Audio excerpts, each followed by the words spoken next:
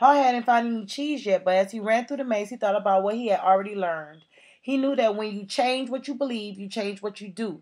You can believe that a change will harm you and resist it, or you can believe that finding new cheese will help you and embrace the change. It all depends on what you choose to believe. He wrote on the wall.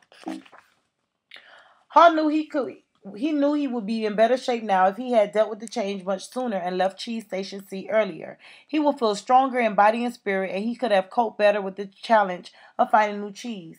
In fact, he probably would have found it by now if he had expected change, rather than wasting time denying that the change already taken place.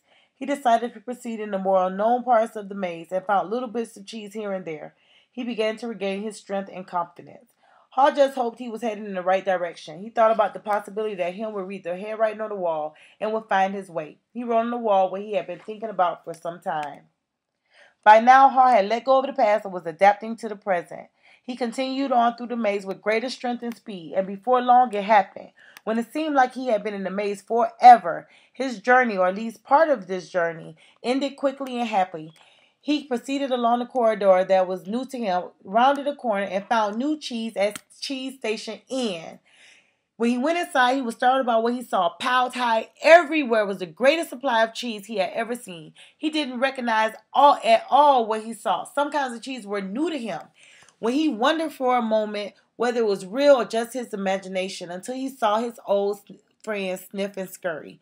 Sniff welcomed Hall with a nod of his head, and Scurry waved his paw. Their fat little bellies showed they had been here for some time. Hall quickly said his hellos and soon took bites of every of his favorite cheeses. The mice laughed. They nodded their heads in admiration.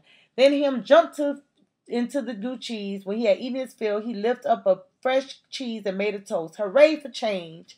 As Hall enjoyed the new cheese, he had reflected on what he had learned. He realized that when he had been afraid to change, he had been holding on to the illusion of old cheese that was no longer there. So what was it that made him change? Was it the fear of starving to death? Hall smiled as he thought it certainly helped. Then he laughed and realized he had started to change. As soon as he had learned to laugh at himself, at what he'd been doing wrong, he would have been better off. He realized the fastest way to change is to laugh at your own folly. Then you can let go and move on. He knew he had learned something useful about moving on from his friends Sniff and Scurry. They kept life simple. Hall had also used his wonderful brain to do what little people do better than mice. He envisioned himself in realistic detail, finding something better, much better. He reflected on the mistakes he made in the past and used them to plan for his future. He knew that you can learn to deal with change. You could be more aware of the need to keep things simple, be flexible, and move quickly.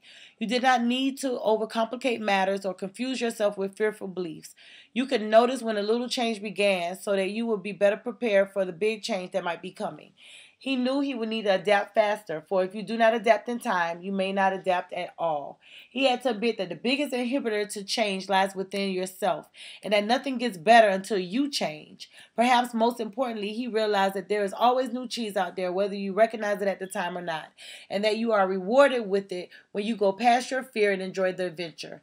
He knew some fears should be respected, as they can keep you out of real danger. But he realized most of his fears were irrational and had kept him from changing when he really needed to. He had even found a better part of himself. As Hall recalled what he had learned, he thought about his friend Him. He wondered if Him had read any of the sayings Hall had written on the wall at Cheese Station C and throughout the maze. Had Him ever decided to go on and move on? Had he ever entered the maze and discovered what could make his life better? Or was Him still Him then, because he would not change? Hall thought about going back again to Cheese Station C to see if he could find Him, assuming that he could find his way back. Him had to find his own way, Hall realized, beyond his comforts and past his fears. No one could do it for him or talk him into it. He somehow had to see the advantage of changing himself. Hall knew he had left a trail for him, and that he could find his way if he just read the writing on the wall. He went over and wrote down a summary of what he had learned on the largest wall in Cheese Station N. He drew a large piece of cheese around it, all the insights he had become aware of, and smiled as he looked at what he had learned.